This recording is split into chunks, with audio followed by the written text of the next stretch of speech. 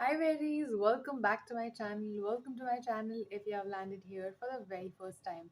Hope you subscribe to my channel, clicked on notification bell so you don't miss out any further updates.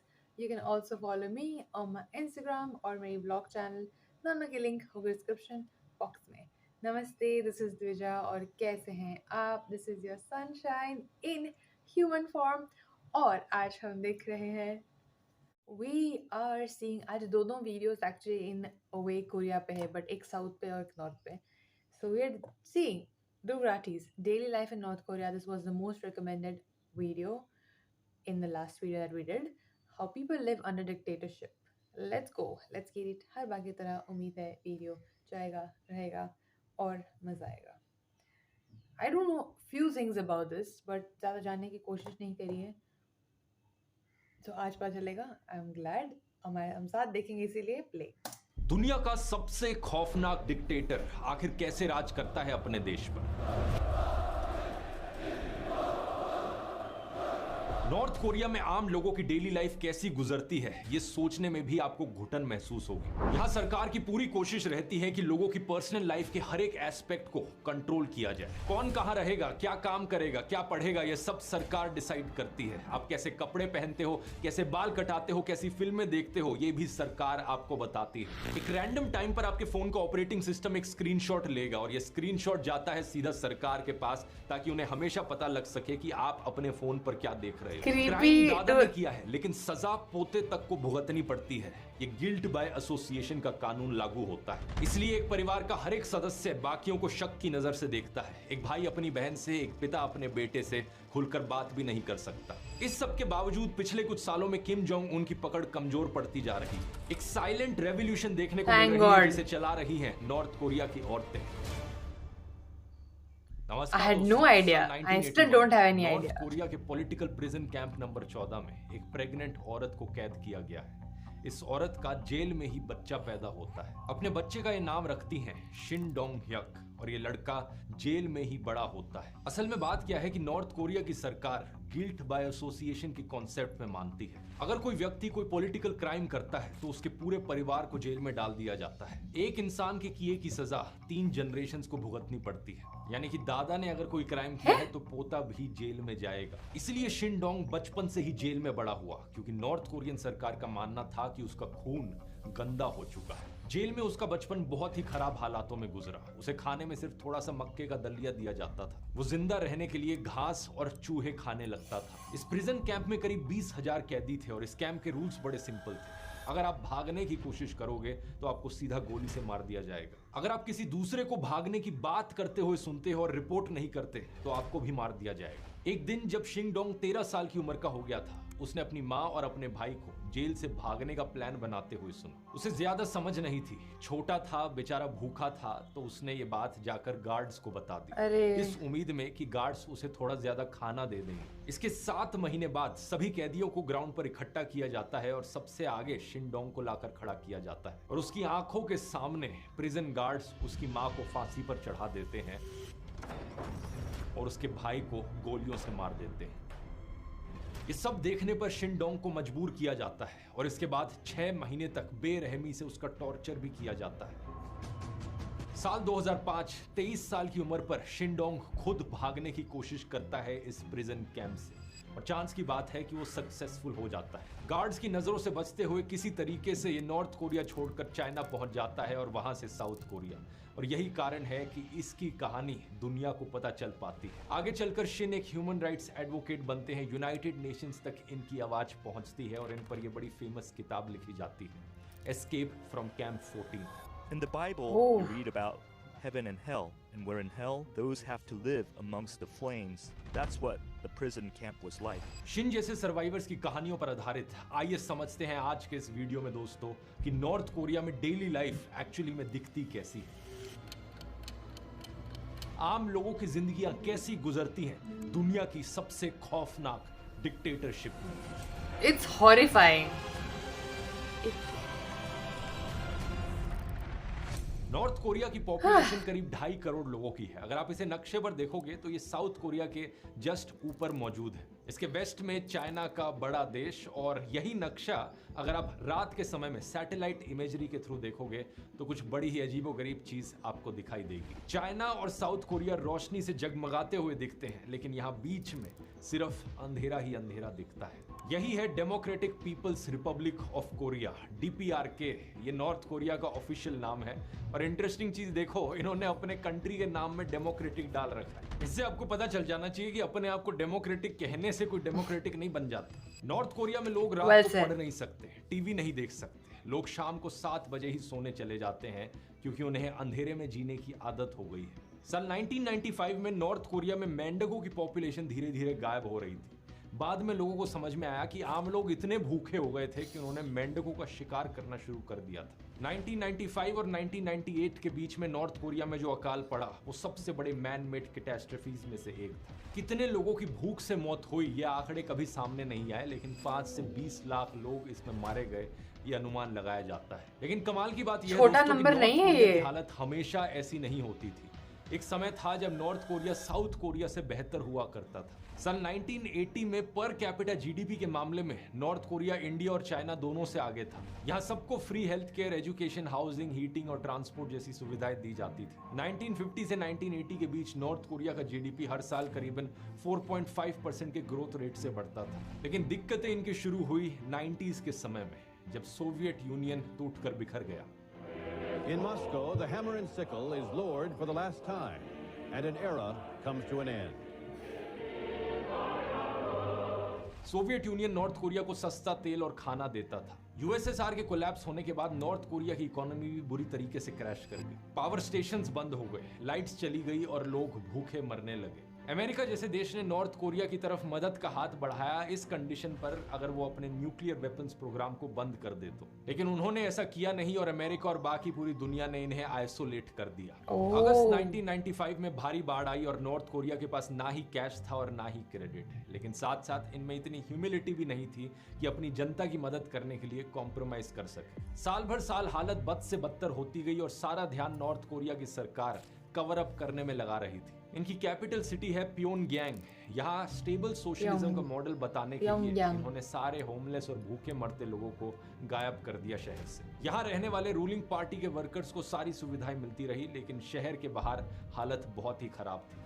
ग्रामीण इलाकों में लोग भूखे मरते रहे। एंड्रयू नाट्सियोस अपनी किताब the great north Korean famine में बताते हैं कि नॉर्थ कोरियन परिवारों ने सरवाइव करने के लिए अपने परिवार के बुजुर्ग लोगों को भूखे मरने दिया, ताकि यंग फैमिली मेंबर्स को खाना मिल सके और वो जिंदा रह सके। बहुत से ग्रैंड पेरेंट्स ने तो अपने आप को अपनी मर्जी से ही खुद भूखा मार दिया ताकि उनके बच्चे जी सके। ये सब हो रहा था क्योंकि नॉर्थ कोरिया एक बहुत ही टाइटली कंट्रोल्ड डिक्टेटरशिप थी, एक टोटलिटेरियन डिक्टेटरशिप।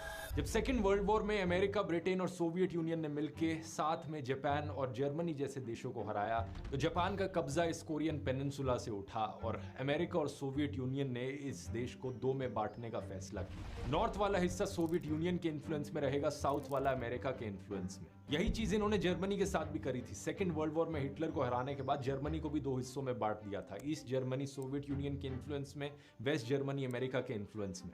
अब क्योंकि नॉर्थ कोरिया पर सोवियत यूनियन का प्रभाव था, तो वही विचारधारा यहाँ देखने को मिली। ये कम्युनिस्ट स्टेट बना और जापान से लड़ने वाले गोरिल्ला लीडर किम इल सुंग देश के पहले सुप्रीम लीडर बने। इसी दिन से लेकर आज तक इस एक परिवार का राज रहा है पूरे देश पर। आज किम इल सुंग के पोते किम जोंग उन देश के सुप्रीम लीडर और डिक्टेटर हैं। इस देश को एक कम्युनिस्ट डिक्टेटरशिप कहना भी सही नहीं है, क्योंकि सही मायनों में ये है तो एक परिवार की डिक्टेटरशिप। जो भी कुछ इस देश में सरकार करती है, किम फैमिली के राज को कंटिन्यू रखने के लिए करती है। यहाँ सरकार की पूरी कोशिश रहती है लोगों की पर्सनल लाइफ के हर एस्पेक्ट को कंट्रोल करने की। कौन कहाँ रहेगा, क्या काम करेगा, कहाँ पढ़ेगा, ये सब सरकार डिसाइड करती है। इसके अलावा टीवी पर लोग क्या देखते हैं, इंटरनेट पर उन्हें क्या देखने को मिलता है, लोग कहाँ ट्रैवल करते हैं, कैसा हेयर स्टाइल रखते हैं, ये सब गवर्नमेंट कंट्रोल करती है। स्कूल से शुरू करें तो स्कूल एजुकेशन इनके देश में फ्री है और हाई स्कूल करना मैंडेटरी है। जो स्कूल नहीं जाता उसे सजा दी जाती है। लेकिन प्रॉब्लम यह है कि स्कूल में पढ़ाई नहीं होती। टीचर्स रिश्वत लेने के बाद ही किसी बच्चे पर ध्यान देते हैं और इसलिए जिनके पास पैसे होते हैं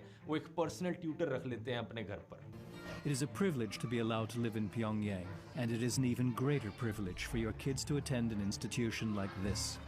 असली में इनके स्कूलों की हालत कैसी है उसके ज्यादा What वीडियोस ऑनलाइन privilege? मौजूद नहीं है, इसलिए जो वीडियोस आप देख रहे हो ये वो स्कूल है जो इनकी सरकार दिखाना चाहती है। इनके elite of the elite schools. School के बाद कॉलेज में फैमिली बैकग्राउंड देखकर और रिश्वत देकर एडमिशन होता है। कॉलेज के बाद सभी लड़कों को मिलिट्री में कंपलसरी सर्विस करनी पड़ती है जो 10 साल तक की हो सकती है। पॉलिटिकल सिस्टम देखा जाए तो डिक्टेटरशिप होने के बावजूद भी नॉर्थ कोरिया में हर 5 साल में पार्लियामेंट्री इलेक्शंस होती है, लेकिन बस बात यह है कि हर सीट पर सिर्फ रूलिंग वर्कर्स पार्टी का ही एक कैंडिडेट खड़ा हो सकता है, और अगर इसके खिलाफ वोट किया किसी ने तो उसे देशद्रोही माना जाएगा। अगर आप ऐसा करोगे तो आपके घर इनकी सीक्रेट पुलिस पहुंच जाएगी और आपको पागल घोषित कर देगी। पागल? सीक्रेट पुलिस क्या है इसकी आगे वीडियो में बात करते हैं, लेकिन यही कारण है कि It's नॉर्थ कोरिया opposite. का जो वोटिंग परसेंटेज है वो 99.9% से भी ज्यादा है। ऑलमोस्ट हर एक इंसान यहाँ पर वोट देता है। सरकार वोटिंग को एक अनऑफिशियल सेंसस के तौर पर देखती है और जनता पर कंट्रोल रखने के लिए इस्तेमाल करती है। नॉर्थ कोरिया में कौन कैसे कपड़े पहनेगा, कैसे बाल कटाएगा, ये सब गवर्नमेंट तय करती है। I had heard of this. Approved hairstyles की लिस्ट है। अभी महिलाओं और पुरुषों के लिए सिर्फ 15-20 हेयर स्टाइल्स ही अप्रूव किए गए हैं। 2017 के न्यूज आर्टिकल में मेंशन की गई इस फोटो को देख सकते हो जिसमें आदमियों के 15 हेयर स्टाइल्स दिखाए गए हैं। अगर आपको अपने बाल कटाने हैं नॉर्थ कोरिया में तो इन 15 में से एक हेयर कट चुन लो। और एक चीज नोटिस करोगे आप कि इनके डिक्टेटर किम जोंग उनका जो खुद का हेयर कट है वैसा हेयर कट इस अप्रूव्ड लिस्ट में नहीं आता, क्योंकि वैसा हेयर स्टाइल किसी और को रखने की इजाजत नहीं है। वो जैसा चश्मा पहनते हैं नॉर्थ कोरिया में कोई भी और इंसान वैसा चश्मा नहीं पहन सकता। इस देश में लोग अपने बालों पर डाई भी नहीं कर सकते क्योंकि यहाँ डाई पर भी बैन है। इसके साथ साथ कपड़ों की बात की जाए तो ब्लू जीन्स, रिप्ड जीन्स और स्किनी जीन्स पर भी बैन लगा हुआ है। इसके अलावा ब्रांडेड कपड़े भी बैंड हैं क्योंकि इन्हें वेस्टर्न कल्चर के प्रभाव के तौर पर देखा जाता है। लड़कियों के लिए टाइट ड्रेस, छोटी स्कर्ट और सन हैट पहनने पर भी मनाही है। इन सब रूल्स के अलावा आपके कपड़े किसी भी एस्पेक्ट से वेस्टर्न कल्चर से इन्फ्लुएंस नहीं हो सकते। महिलाएं रेड लिपस्टिक नहीं लगा सकती। मेकअप को भी वेस्टर्न इन्फ्लुएंस के तौर पर देखा जाता है। It's कम not से कम red, मेकअप but- करना ही अलाउड है। अब इतने सारे रूल्स सुनकर आपके मन में भी सवाल उठेगा कि आखिर इन रूल्स को इम्प्लीमेंट कौन करेगा। इसके लिए है दोस्तों नॉर्थ कोरिया में फैशन पुलिस। मजाक नहीं कर रहा। अगर किसी इंसान ने इन रूल्स को तोड़ने की कोशिश करी तो Insane. फैशन पुलिस का Crazy. सामना उन्हें करना पड़ेगा। ये फैशन पुलिस के लोग आम जगहों पर घूमते रहते हैं चुप चुप कर। जो भी रूल्स के खिलाफ कपड़े पहनता नजर आता है उनके कपड़ों को काट दिया जाता है। कुछ लोगों को फाइन भरना पड़ता है और कुछ लोगों को तो जेल की भी सजा हो जाती है। एक इंसान के ड्रेसिंग स्टाइल को लेकर आखिर सरकार इतना क्यों कंट्रोल करना चाहती है? इसके पीछे कारण है कि इनकी सरकार फैशन को एक कल्चरल इन्वेजन के तौर पर देखती है। उनका मानना है कि ये वेस्टर्न कैपिटलिस्ट लाइफस्टाइल अगर इनके देश में घुस गया तो ये देश के लिए खतरा है। उन्हें इस बात का डर है कि अगर लोग विदेशी चीजों को पसंद करने लग गए तो अपने देश को पसंद करना बंद कर देंगे। नॉर्थ कोरियन Force करके सरकार इस पसंद मुद्दे पर करेगी। इतनी सीरियस है कि 2005 में इन्होंने हेयर स्टाइल्स को लेकर एक प्रोपेगेंडा सीरीज भी बना दी थी। Let's trim our hair in accordance with the socialist lifestyle. इस प्रोपेगेंडा सीरीज में बताया गया कि लंबे बाल रखना अनहेल्दी होता है और इनसे इंसानों की बुद्धि कम हो जाती है। नॉर्थ कोरिया में आम लोगों के लिए नए प्रोडक्ट्स या सर्विसेज की डेवलपमेंट भी ना के बराबर है। हमारे देश से कंपेयर करो तो टेक्नोलॉजिकल प्रोग्रेस जैसे यूपीआई ने बहुत अच्छे से ग्रो किया है, लेकिन वहां पर किसी भी सेक्टर में प्रोग्रेस ना के बराबर है। बाकी किसी भी आम देश में टेक्नोलॉजिकल प्रोग्रेस के साथ नई सर्विसेज भी ग्रो करती है। हमारे आज के वीडियो के sponsor Okay, since he is talking, मुझे कुछ चीजें पता थी उसके बारे में। इतना ऑफ कोर्स नहीं पता थी, वरना मैं ये वीडियो क्यों देखती। I do agree with lot of things here, like you know तुम्हें 7 बजे के बाद you should work on yourself and like you know TV भी नहीं देखना चाहिए because it's not really good for us. We all do, I do it myself. But force करके तुम कोई भी चीज़ किसी के भी मतलब किसी को भी कुछ नहीं करवा सकते because all of us here are living our own lives, are not puppets of anybody. वरना हमारी खुद की लाइफ खुद की नहीं होती, ये इनकी नहीं है। इट्स अंडरस्टैंडेबल कि हाँ अपना कल्चर बचाना चाहते हैं, बट इन दिस वे या द मोर रिटेलिएशन। स्प्रिंग को जितना दबाओगे उतना ज़्यादा उछलेगी, और यहाँ पे उछलेगी तो तुम उड़ा दोगे। It's just is the most ridiculous thing. And मैं यहाँ पे I am privileged that I can sit here and talk about this, but जो यहाँ पे रहते हैं, the ones who have to live like this, they have been born there, जिनके पास कोई obvious का अगला एस्पेक्ट I don't आता है know. लोगों की It's crazy. मूवमेंट को कंट्रोल करना। लोग I'll talk अपने about ही this देश later. में एक हिस्से से दूसरे हिस्से नहीं जा सकते। इसके लिए उन्हें परमिशन लेनी पड़ती है और पर्पस बताना पड़ता है कि वो ये क्यों कर रहे हैं। ये तो बात हुई डोमेस्टिक ट्रैवल की, लेकिन अगर कोई इंटरनेशनल ट्रैवल करना चाहे, अपने देश से बाहर घूमने जाना चाहे, तो उस पर और भी ज्यादा स्ट्रिक्ट बैन लगा हुआ है। कोई भी सरकार की अनुमति के बिना देश से बाहर नहीं जा सकता और बिना परमिशन के बाहर जाने को देश के साथ विश्वासघात माना जाता है। ऐसा अगर कोई करेगा तो उसके पूरे परिवार को फोर्स्ड लेबर और टॉर्चर से लेकर उम्र कैद और मौत तक की सजा हो सकती है। जिन शिनडोंग की कहानी मैंने आपको वीडियो के शुरू में बताई थी, जानते हो कि उनका पूरा परिवार क्यों बंद था इस प्रिजन कैंप में? क्योंकि शिनडोंग के एक अंकल साउथ कोरिया भाग गए थे। इस बात के लिए पूरे परिवार की कई जनरेशंस को जेल में डाल रखा था इस प्रिजन कैंप में। इस बात पर भी इनकी सरकार इतनी सीरियस है कि कोविड के बाद बॉर्डर गार्ड्स को देश छोड़ने या देश में घुसने की कोशिश कर रहे किसी भी इंसान को देखते ही गोली मारने का आदेश था। इस आदेश के बाद 14 लोगों की गोली मारकर हत्या कर दी गई थी। लेकिन इतने खतरे के बावजूद भी दोस्तों, लोग देश से भागने की कोशिश करते रहते हैं। ज्यादातर लोग भागकर चीन जाते हैं क्योंकि लैंड बॉर्डर से कनेक्शन उसी तरफ ज्यादा आसान है। लेकिन चाइना खुद एक डिक्टेटरशिप है और चाइना की सरकार इन लोगों को वापस नॉर्थ कोरिया को सौंप देती है। 2023 की इस खबर को देखिए, चाइना ने लगभग 500 लोगों को जबरदस्ती वापस नॉर्थ कोरिया भेज दिया। एंटरटेनमेंट की बात की जाए तो नॉर्थ कोरिया में कोई फॉरेन मूवीज रिलीज नहीं होती है। यहाँ टीवी और रेडियो पर सरकारी चैनल ही आते हैं जिन पर सरकार का प्रोपेगेंडा भर भर कर दिखाया जाता है। The morning broadcast begins with the national anthem and tributes to North Korea's former rulers. There are cartoons, news programs praising the regime, and of course, the star of the show. Kim Jong-un is presented as a god, provoking fan frenzies reminiscent of Taylor Swift, a man of the people, even braving floodwaters, narrowly dodging tree branches to rescue his citizens. Foreign shows और movies देखना भी एक गंभीर अपराध है। पकड़े जाने पर सख्त सजा होती है। 2022 की इस खबर को देख लीजिए। एक साउथ कोरियन ड्रामा देखने और डिस्ट्रीब्यूट करने के लिए 2 टीनेजर्स को 12 साल हार्ड लेबर की सजा सुनाई। इमेजिन करके देखो, यहाँ पर कोई बच्चा एक साउथ कोरियन मूवी देखना चाहता है और इस गुनाह के लिए उसे 12 साल 12 years। 2022 की ही एक और खबर है जहाँ साउथ कोरियन फिल्में और म्यूजिक देखने और शेयर करने के लिए एक युवक को तो सरेआम गोली मारकर मौत की सजा दे दी गई थी। लेकिन इसके बावजूद भी एंटरटेनमेंट की इतनी सख्त कमी है देश में कि लोग छिप छिप कर साउथ कोरियन ड्रामास को स्मगल करते हैं। यहाँ के लोकल मार्केट्स में ब्लैक में आपको साउथ कोरियन फिल्में मिल जाएंगी। पहले क्या होता था, इनकी डीवीडीज मिलती थी तो लोग पुराना चाइनीज डीवीडी प्लेयर खरीद कर ये शोज देखते थे अपने घर में। इनको पकड़ने के लिए सरकारी अथॉरिटीज रैंडमली बिजली काट देते थे। लाइट जाने का मतलब है कि सीडी डीवीडी वहीं अटक जाएगी, वो बाहर नहीं आ सकती उस डीवीडी प्लेयर से। तो इस दौरान अंधेरी रात में वो घुसते थे लोगों के घरों में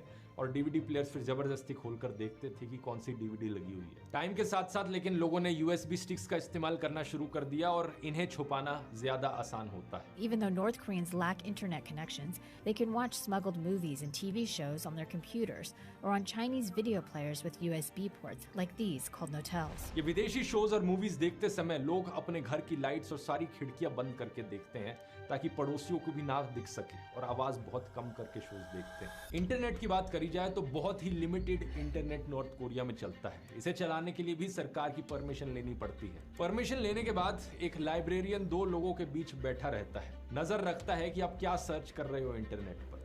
हर 5 मिनट में कंप्यूटर का स्क्रीन फ्रीज हो जाता है और आगे इंटरनेट इस्तेमाल करने के लिए लाइब्रेरियन को अपना फिंगरप्रिंट लगाना पड़ता है। एक आदमी सिर्फ 1 ही घंटे तक इंटरनेट चला सकता है और ज्यादा समय चाहिए तो दोबारा से सरकार से परमिशन लेनी पड़ती है। आम लोगों के लिए नॉर्थ कोरियन सरकार ने खुद का एक इंटरनल इंटरनेट बना रखा है, इंट्रानेट कह सकते हो इसे। लोग अपने फोन और कंप्यूटर्स में ये इंट्रानेट चलाते हैं जहां पर सब कुछ कंट्रोल्ड है। एग्जैक्टली कौन सी वेबसाइट्स इस इंटरनेट पर अवेलेबल है ये सरकार ने चुन चुन कर बनाई है और कुछ ही गिनी चुनी वेबसाइट्स हैं इस पर। इसके अलावा ये इतना महंगा है कि ज्यादातर लोग इसे इस्तेमाल कर ही नहीं पाते। नॉर्थ कोरिया में किसी भी तरीके का सोशल मीडिया एग्जिस्ट नहीं करता है। यहाँ फेसबुक और नेटफ्लिक्स जैसी वेबसाइट्स के क्लोन बनाने की कोशिश करी गई थी लेकिन ये कोशिश सफल नहीं हुई। जो स्मार्टफोन्स यहाँ मिलते हैं उन्हें बड़े भयंकर तरीके से सेंसर किया जाता है।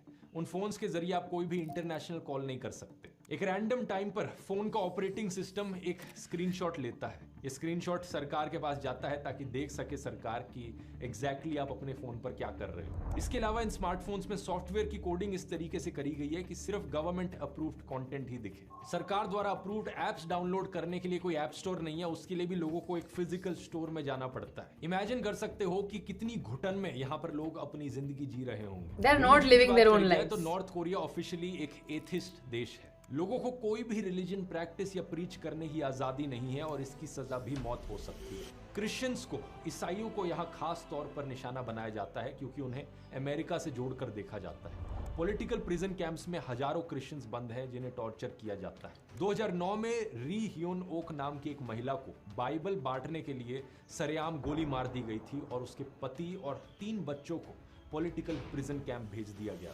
ओ माय गॉड फिल्म का एक बड़ा फेमस डायलॉग मुझे याद आता है कि जब आप लोगों से उनका भगवान छीनते हो तो लोग कहीं ना कहीं भगवान ढूंढ ही लेते हैं। लोगों से उनका धर्म कभी मत छीनना।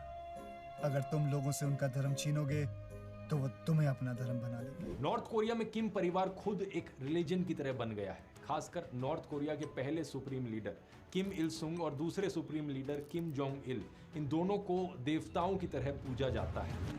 वो वीडियो से वी कुड सी घर, ऑफिस, स्कूल और हर एक पब्लिक प्लेस पर इन दोनों नेताओं की तस्वीरें और मूर्तियां हैं। नॉर्थ कोरिया में आप कहीं भी घूमोगे आपको ऐसा लगेगा जॉर्ज ऑरवेल की 1984 नॉवल के बिग ब्रदर की तरह ये दोनों नेता हमेशा आपको देख रहे हैं। सीक्रेट पुलिस घर घर जाकर चेक करती है और अगर इनकी तस्वीरें आपके घर में नहीं मिलती तो आप पर कार्रवाई हो सकती है। लोगों को इन तस्वीरों और मूर्तियों की अपनी जान को खतरे में डालकर भी रक्षा करनी होती है। अगर कोई ऐसा नहीं करता तो उस पर कार्रवाई हो सकती है। साल 2020 का एक केस है जहां पर महिला ने अपने जलते हुए घर से इन नेताओं की तस्वीरों को बचाने की बजाय अपने 2 बच्चों को बाहर निकाला, तो उस महिला को जांच का सामना करना पड़ा और हॉस्पिटल में भर्ती हुए उसके 2 बच्चों को दवाइयां भी नहीं दी सरकार ने। एक और केस देखिए, एक व्यक्ति ने बताया कि जब उसके पिता ने अनजाने में अखबार में छपी किम जोंग इल की तस्वीर को गंदा कर दिया तो उनके पिता को पॉलिटिकल प्रिजन कैंप भेज दिया गया। नॉर्थ कोरिया में आम लोगों की इकोनॉमिक कंडीशन बहुत खराब है। देश की 69% आबादी इतनी गरीब है कि उनके पास 2 वक्त के खाने और पानी, एजुकेशन, हॉस्पिटल जैसी बेसिक जरूरतों के लिए भी पैसे नहीं है। ज्यादातर घरों में फ्रिज, वॉशिंग मशीन और साइकिल जैसी रोजमर्रा के जीवन की चीजें भी नहीं है। इसका एक बड़ा कारण यह है कि देश में लगभग सभी आदमी, सभी पुरुष गवर्नमेंट असाइंड जॉब करते हैं।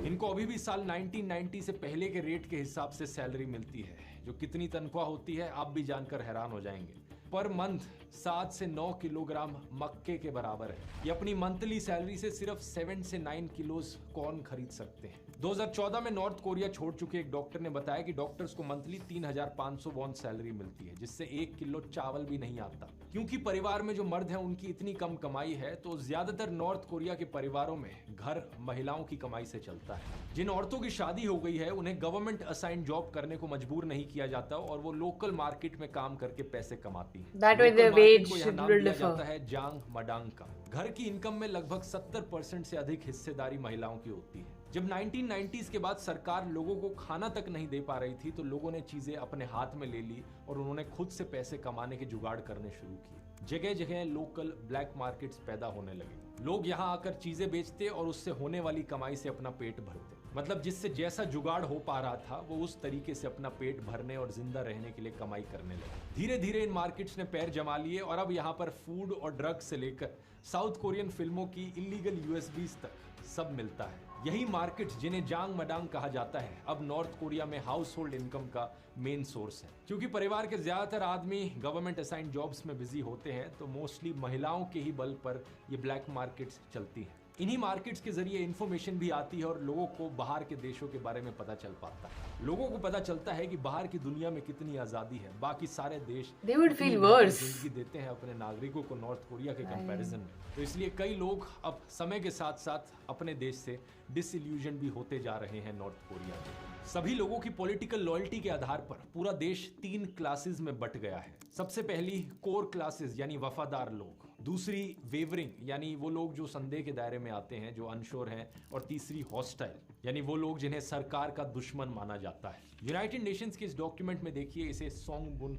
सिस्टम कहा जाता है। कौन कहाँ रहेगा, उसका क्या ऑक्यूपेशन होगा, उसे सरकार की तरफ से कितना खाना मिलेगा, हेल्थ केयर, एजुकेशन और बाकी सारी सुविधाएं मिलेंगी, ये सब सोंगबुन तय करेगा। नॉर्थ कोरिया में शादी तक सोंगबुन देखकर होती है।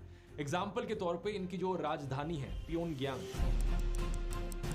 ज्यादातर रिसोर्सेज और अपना पैसा सरकार वहीं पर खर्च करती है ताकि इसे बढ़ा चढ़ा कर दिखाया जा सके। तो वहां रहने वाले लोग यूजुअली सिर्फ कोर क्लास के लोग होते हैं।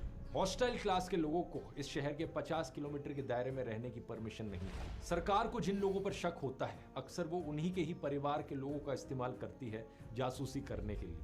हॉस्टाइल क्लास के नागरिकों से एक दूसरे की जासूसी कराई जाती है। इसके कारण लोग अपने फैमिली मेंबर्स को भी कुछ नहीं बताते, क्योंकि उन्हें भरोसा नहीं है कि कौन जासूसी करते। ऐसा ही एक केस हुआ था ये वाला, जहां पर एक महिला को 10 साल के लिए पॉलिटिकल प्रिजन कैंप भेज दिया गया, क्योंकि उसकी बहू ने अधिकारी को बता दिया कि वो बेटे के साथ देश से भागने की प्लानिंग कर रही थी। अगर किसी परिवार का कोई भी मेंबर या रिलेटिव कोई भी पॉलिटिकल क्राइम कर देता है तो पूरी फैमिली का जो क्लास है यहाँ पर सोंगबुन क्लास, उसे घटा दिया जाता है। नॉर्थ कोरिया के लोगों की एक और बड़ी प्रॉब्लम है फोर्स्ड लेबर, एक तरीके से मॉडर्न डे स्लेवरी।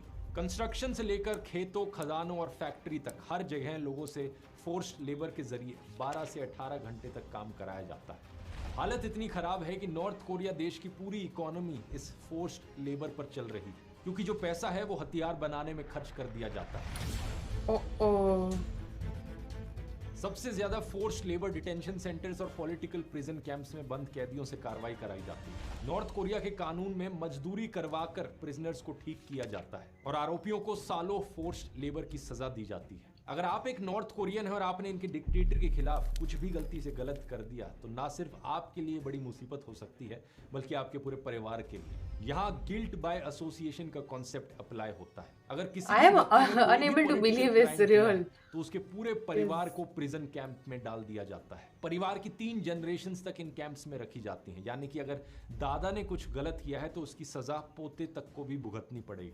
और इनकी जो जेल्स हैं, इन पॉलिटिकल प्रिजनर्स की कंडीशंस आम लोगों से भी कहीं ज्यादा बुरी होती है। जियोंग क्यूनगिल के अनुसार 50 स्क्वायर मीटर के एक कमरे में 30 से 40 प्रिजनर्स को रखा जाता है। अभी नॉर्थ कोरिया में करीब 5 से 6 प्रिजन कैंप्स हैं, जिनमें टोटल 80,000 से लेकर 1,20,000 लोग कैदी बताए जाते हैं। यहाँ कैदियों को अक्सर भूखा मारा जाता है, उनसे 16 से 18 घंटे खदानों में काम कराया जाता है, खेतों में काम कराया जाता है। बदले में खाने के लिए राशन इन्हें इतना कम मिलता है कि केवल इन पर निर्भर रहने वाला कैदी भूख से मर जाता है। लगभग 40% कैदी इनके प्रिजन कैंप्स में भूख के मारे ही मर जाते हैं। भूखा मरने से बचने के लिए कैदी अक्सर घास, चूहे और सांप जैसी चीजों को खाते हैं। वो जमीन पर बिखरे हुए खाने के टुकड़ों को भी नहीं छोड़ते। डॉक्यूमेंट के इस पेज नंबर पर देखिए क्या लिखा है। कुछ कैदी तो सुअरों के चारे को भी खा जाते हैं। हालत इतनी खराब है, लेकिन ये सब करना अलाउड भी नहीं है।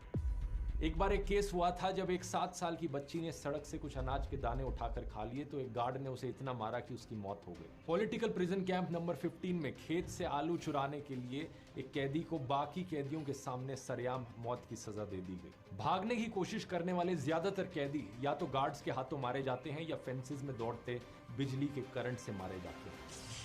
शिन डोंग ह्यक का दोस्त भी इसी करंट से मारा गया था। उस दिन की बात है जब दोनों को शाम को फेंसिस के आसपास आग के लिए लकड़ी इकट्ठी करने के लिए भेजा गया था। मौका पाकर उन्होंने भागने की सोची। शिन डोंग का दोस्त फेंसिस के पास पहले पहुंचा और एक छेद से निकलने की कोशिश करते वक्त बिजली का करंट उसे लग गया और वो मारा गया। लेकिन उसकी बॉडी ने करंट को आगे बढ़ने से रोक दिया और शिन डोंग उसी छेद से भागने में कामयाब रहा। And in the process, a fellow inmate who ran next to me died when he got electrocuted by the perimeter fence. And my skin got burnt as well. एक फॉर्मर गार्ड म्योंग चोल ने बताया कि guards को war या revolution होने की स्थिति में कैंप में बंद सभी कैदियों को मारने का आदेश है ताकि इन कैंप्स की मौजूदगी के सारे सबूत मिटाए जा सके। जर्मनी में हिटलर की नाजी सरकार ने भी अपने कंसंट्रेशन कैंप्स में एक समय ऐसा ही किया था। इसी कारण यूनाइटेड नेशंस की एक इंक्वायरी में कहा गया कि नॉर्थ कोरिया की लीडरशिप इतने बड़े पैमाने पर अपने ही नागरिकों के ह्यूमन राइट्स का उल्लंघन कर रही है जैसे मॉडर्न वर्ल्ड में किसी ने नहीं किया है, और मानवता के खिलाफ उसके अपराध नाजीज द्वारा किए गए अपराधों से बहुत मिलते जुलते हैं। अब तो नॉर्थ कोरियन सरकार अपने लोगों को Russia, China, gulf Nations, Poland और अफ्रीका जैसी जगहों पर भी काम करने के लिए भेजती है। वहां भी उन्हें स्लेव्स की तरह एक्सप्लॉइट किया जाता है। नॉर्थ कोरिया के लगभग 1 लाख लोग इसी तरीके से विदेश में फोर्स लेबर और स्लेवरी कर रहे हैं। अभी की इस खबर को देखिए, रशिया यूक्रेन वॉर में लड़ने के लिए भी रशिया के बिहाफ पर नॉर्थ कोरियन सोल्जर्स गए। नॉर्थ कोरिया के लोगों की सबसे बड़ी दुश्मन सीक्रेट पुलिस है। इस पूरे देश में जितने भी बड़े ह्यूमन राइट्स वायलेशन होते हैं, उन सब की जड़ में यही सीक्रेट पुलिस मौजूद है। लोगों को गायब करने से लेकर उन्हें पॉलिटिकल प्रिजन कैंप्स में तड़पाने तक सारे काम सीक्रेट पुलिस करती है। पूरे देश में हर जगह इस एजेंसी के एजेंट, स्पाइज और इन्फॉर्मर्स फैले हुए हैं। यही सीक्रेट पुलिस लोअर सोंगबुन तीसरी क्लास वाले लोगों को एक दूसरे की जासूसी करने पर भी मजबूर करती है। इस कारण से पूरे समाज में कोई भी एक दूसरे पर भरोसा नहीं कर पाता। लोगों को हमेशा ये डर लगा रहता है कि पता नहीं कौन यहाँ पर जासूस निकल जाए, इसलिए वो कोई भी सेंसिटिव बात बोलते नहीं, कभी अपने परिवार के सामने तक नहीं। सीक्रेट पुलिस ने हर इलाके को 30-40 घरों के एक ग्रुप में बांटा हुआ है। हर एक ग्रुप की एक नेबरहुड एसोसिएशन होती है जो लोगों पर नजर रखती है और लोगों को जासूसी करने के लिए इनकरेज करती है। इसके अंतर्गत आने वाली सभी चीजें टॉप सीक्रेट और अल्टीमेट सीक्रेट होती हैं। 2002 में जब नॉर्थ कोरियन सरकार की टेलीफोन बुक लीक हुई तो इसमें सीक्रेट पुलिस के अधिकारियों के नंबर तक नहीं थे, क्योंकि ये बुक सिर्फ सीक्रेट थी, टॉप सीक्रेट नहीं। ये संगठन इतना सीक्रेटिव है कि इसके चीफ्स के नाम भी पब्लिक को नहीं पता। ये सब सुनकर अब आप ये भी समझ पा रहे होंगे दोस्तों कि इस लेवल की क्रूर डिक्टेटरशिप कैसे इतने सालों से बरकरार है इस देश में। 75 सालों से ये चली आ रही डिक्टेटरशिप आज के दिन तक जिंदा है और पता नहीं कितने और सालों तक यहाँ रहने वाले लोगों को ये सब सहना पड़ेगा। 3 मेन कारण है इसके पीछे। पहला, क्रूअल्टी। हर छोटी चीज के लिए लोगों को मौत की सजा दे दो। लोगों के मन के अंदर इतना डर पैदा कर दिया गया है कि एक छोटा सा गलत कदम उठाने से पहले भी लोग 2 बार सोचेंगे। लोग डर के साए में जीते हैं। उन्होंने देखा था कि किस तरह किम जोंग उन ने अपने खुद के अंकल को मरवा दिया था, इसलिए उन्हें पता है कि ये इंसान किस लेवल का दुष्ट हो सकता है। लोगों को पता है कि अगर उन्होंने कुछ गलत किया तो उनका पूरा परिवार प्रिजन कैंप में जाएगा। दूसरा कारण है इनका ये 3 क्लास सोंगबुन सिस्टम। पूरे देश को 3 जातों में बांट दिया। सबसे ऊपर की जात हमारे वफादार लोग, जैसे ही किसी पर शक हो उनके पूरे परिवार को निचली जात में डाल दो। जो हमारी वफादारी करे उन एलीट ग्रुप्स को इतना खुश रखो कि वो हमेशा वफादारी करते रहे। तीसरा कारण, प्रोपेगेंडा। नॉर्थ कोरिया में लोग बचपन से ही प्रोपेगेंडा का शिकार रहे हैं। स्कूल से लेकर कॉलेज तक उन्हें बार बार 100 बार कहानियां सुनाई गई हैं कि कैसे उनके ये सुप्रीम लीडर भगवान जैसे हैं। ढेरों झूठी कहानियां फैलाई गई हैं जिसकी मदद से ये अपने डिक्टेटर को भगवान की तरह पेश करते हैं। ऐसी ही एक कहानी है कि जब किम जोंग उन पावर में आए तब बताया गया कि सिर्फ 3 साल की उम्र में उन्होंने गन चलानी सीख ली। सिर्फ 5 साल की उम्र में वो घुड़सवारी सीख गए थे। कुछ कहानियां और भी ज्यादा अनरियलिस्टिक की कैटेगरी में आ जाती हैं। एक कहानी बताती है कि जब दादा किम इल सुंग ने किम जोंग उन से एक सेब लाने को कहा था तो किम जोंग उन एक शॉवल मांगने लगे क्योंकि वो पूरे पेड़ को उखाड़ लाना चाहते थे। न्यूज के नाम पर इस देश में सिर्फ और सिर्फ सरकारी प्रोपेगेंडा दिखाया जाता है। कोई भी खबर हो उसमें हमेशा सरकार के गुणगान होते हैं, और कुछ भी बाहर की न्यूज दिखानी हो, फॉरेन देशों में वर्ल्ड न्यूज दिखानी हो तो हमेशा उसे नेगेटिव तरीके से दिखाया जाता है। नॉर्थ कोरिया के लोगों को ऐसा दिखाया जाता है कि बाकी दुनिया में हालात बहुत ही बुरे हैं। लोग करप्शन, बीमारियां और अलग अलग डिजास्टर्स झेल रहे हैं, और दूसरी तरफ नॉर्थ कोरिया में रहने वाले लोग सबसे ज्यादा खुशहाल और लकी लोग हैं क्योंकि उनके पास किम जोंग उन जैसे महान नेता का सहारा है। प्रोपेगेंडा के जरिए पब्लिक को ब्रेन वॉश कर दिया जाता है जिससे उन्हें कंट्रोल करना आसान।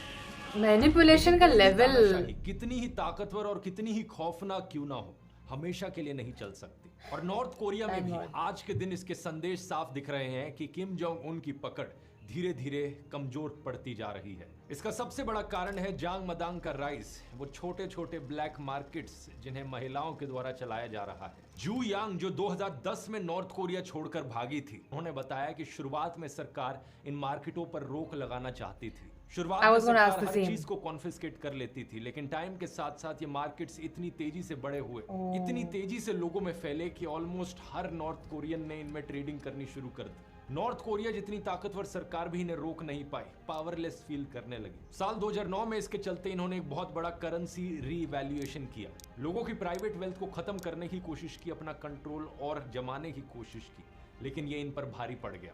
नॉर्थ कोरिया जैसे देश में भी जनता की तरफ से इतना आउटरीच देखने को मिला कि सरकार को एक्चुअली में माफी मांगनी पड़ी और कुछ कदम अपने वापस लेने पड़े। इसके पीछे सिंपल कारण था यूनिटी। Yeah. इस मुद्दे पर सरकार लोगों को बांट नहीं पाई, एक दूसरे के खिलाफ जासूसी नहीं करवा पाई, इसलिए फेल हो गई। इन्हीं मार्केट्स की मदद से पिछले कुछ सालों में फॉरेन मीडिया और फॉरेन फिल्मों का इन्फ्लुएंस नॉर्थ कोरिया में तेजी से बढ़ा है। जिस झूठे प्रोपेगेंडा की मदद से सरकार ने बेवकूफ बनाकर रखा था लोगों को, वो कांच की तरह टूटकर बिखरते जा रहा है जैसे जैसे लोगों को फॉरेन मीडिया का एक्सपोजर मिल रहा है। ये है जियोंग कांग, जिन्होंने 2010 में नॉर्थ कोरिया छोड़ा। साउथ कोरियन ड्रामास की वजह से इनका माइंड पूरी तरीके से खुल गया। इन्हें एक ऐसी दुनिया देखने को मिली जो इन्होंने इमेजिन भी नहीं करी थी एग्जिस्ट करती हो।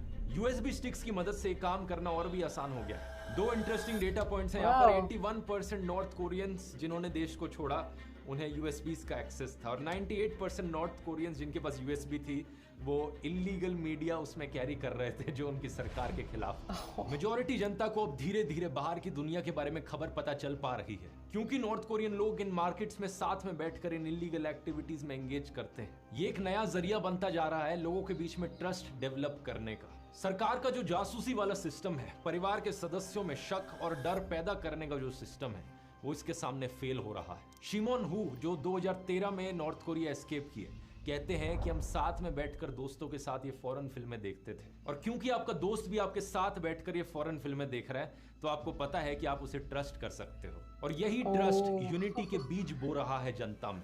एक आखिरी कारण जिसकी वजह से किम जोंग उन की पकड़ कमजोर होती जा रही है वो है करप्शन। मैंने वीडियो के शुरू में बताया था कि कैसे बच्चों को अच्छी शिक्षा देने के लिए आपको अक्सर ब्राइब देनी पड़ती है टीचर्स को।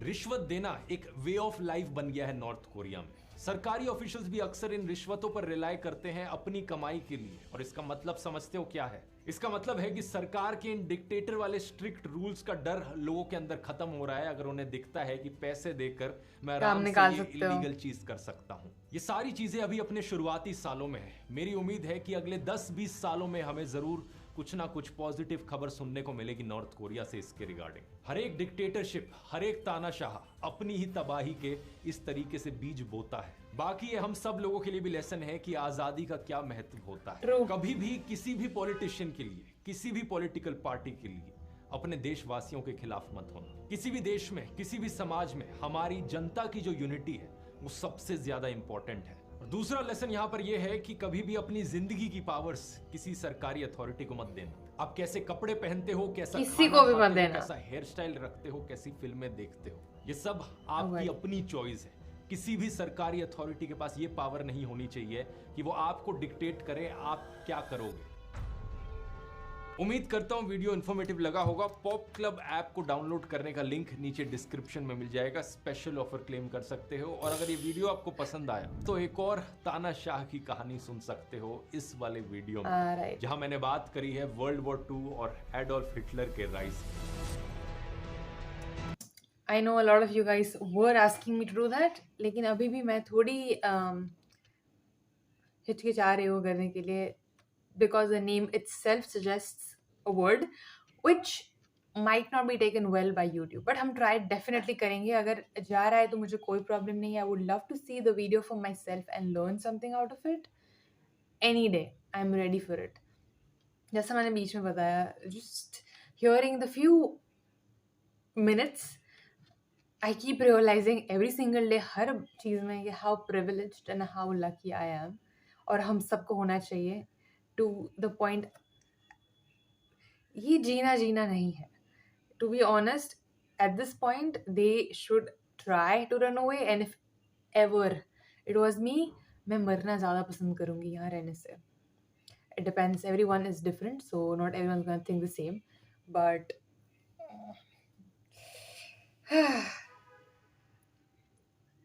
and fear is something like that, no? तुम दबा के रखोगे, लेकिन कभी ना कभी स्प्रिंग उछलेगी, और जितना इट्स लाइक दैट, नो? तुम कितना, फॉर एग्जाम्पल, तुम मार रहे हो अपने बच्चे को, that's what some parents think is okay to do, कि नो, 1-2 झापड़ मार दिए तो डिसिप्लिन आ जाएगा। कितनी बार at a point that person stop seeing that punishment as a punishment, और उनको पता चल जाता है कि हाँ तुम इतना ही करोगे, कोई नहीं, मार लो, क्या फ़र्क पड़ता है, we are still going to do this. या फिर वो ऐसी चीज़ करेंगे लेकिन छुप के करेंगे क्योंकि पता है उनको कि ये अच्छे से नहीं लिया जा रहा है। इट्स जस्ट एन एग्जाम्पल, इसका कोई नहीं है। A lot of kids need certain type of parenting at some point, and a lot of kids might not need, so अपने parents की खुद की choice है अपने kids के ऊपर उनको जो करना है. I am no one to say that, but this is an example of it कि कुछ लोग नहीं मानेंगे तो फिर उनको ऐसे कदम उठाने पड़ते हैं. But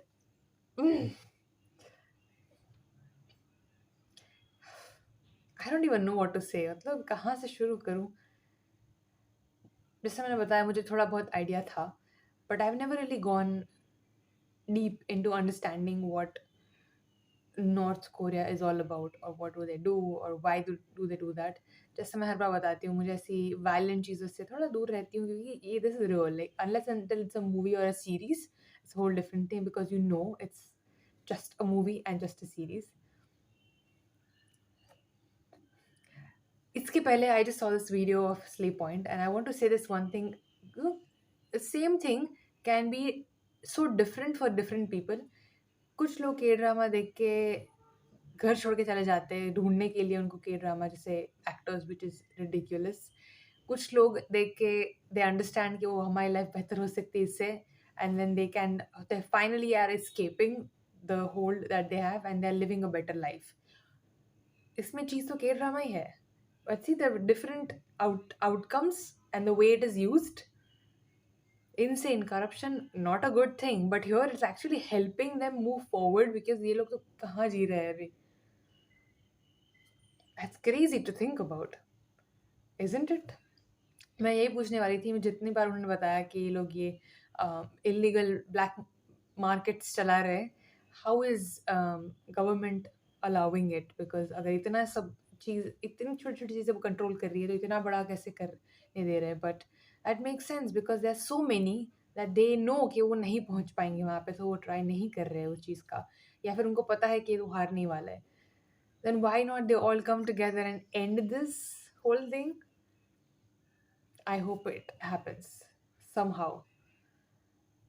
Feel bad for people living there, especially who are born there, क्योंकि उनके पास कोई choice नहीं है इसके अलावा. But I'm just glad, I'm just thankful. I am so lucky in every single way possible. I keep realizing it every single day in little things in life, and this makes me happier and more grateful for the life I have. I just want to say that. Thank you for watching it with me. I'll see you guys next time. Bye, babies. Love you.